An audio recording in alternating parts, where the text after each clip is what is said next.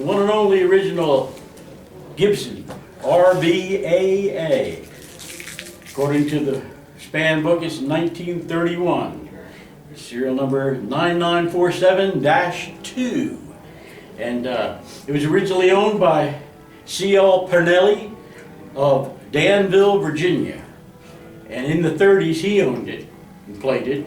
In the 1940s, it was bought by Oscar Hutchins. Oscar Hutchins bought it and played in the band, had it during the 40s. In the 1950s, Bill Two-Ton Bryson from North Carolina, he owned it, and he came into a bar room. I was playing bluegrass banjo, and with Hollow Brown was there that day, and he came in and put that banjo up there, and I almost passed out. I said, "You want to sell it?" He says, "Yeah, I'll sell it for $1,000." But that was a lot of money back then. But he says, "I already have it promised to a guy named Mac Justice." So I got out of it then. Mac Justice bought it. He sent it back to Richelieu Banjos, and they replated it, touched it up a little bit, and because the plating had been worn pretty good. And then Mac Justice had it. He bought it in '62, and in 1969, Richelieu did the work on it in 1966. In 1969, Mac Justice called up and said, "The banjo's for sale. I'd like to sell it." And the owner of Bucks County Folk Music Shop, where I was working at the time, I told him, "Listen, I didn't have $2,000. I said, listen, we need to get this banjo, and we need to get it bad. Don't let it get away." So he didn't have the $2,000, but his mother did. So he borrowed the money off his mother, and I went down and purchased the banjo off of Mac Justice, brought it back, and Carl Dietrich was the owner of the Bucks County Folk Music Shop where I was working at the time. Him and his mother, they took possession of it, and they've had it ever since 1969. It's been in a closet, basically laying there unplayed. It wasn't out in the world or anything, and they've had it put away since 1969. In 1974, they brought it down to Indian Springs Bluegrass Festival, and we showed it off and let Don Reno play it, Dick Smith play it, and the funny thing was, people have been looking for it, saying it was mystical and they never seen it.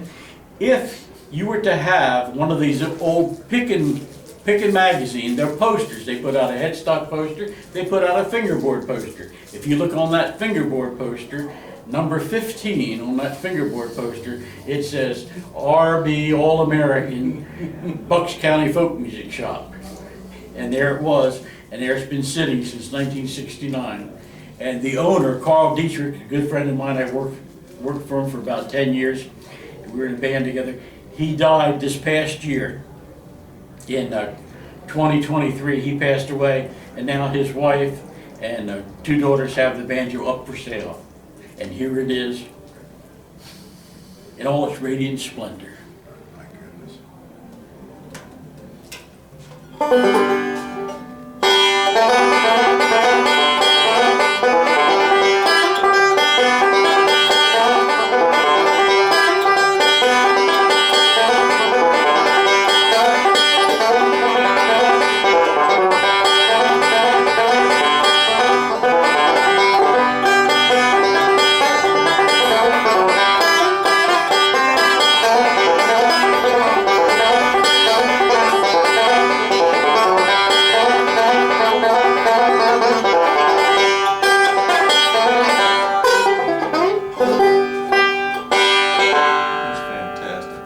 Absolutely fantastic. Got the full weight flathead tone ring, 1-piece flange, everything on its original, except for the 5th string peg, of course.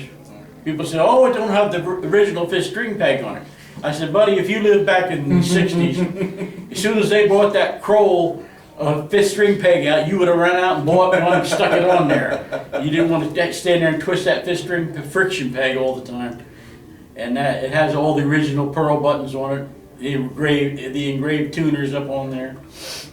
That's remarkable. I've got one of those fretboard posters. Do you? I do. Yeah, look on number 15. That's it. can't believe I'm holding this. That's absolutely One of one. You can buy many, you can buy a bunch of D45s, you can buy a bunch of Lohr mandolins, bunch of Granadas. bunch of granadas, but you can only buy one RB All-American. RB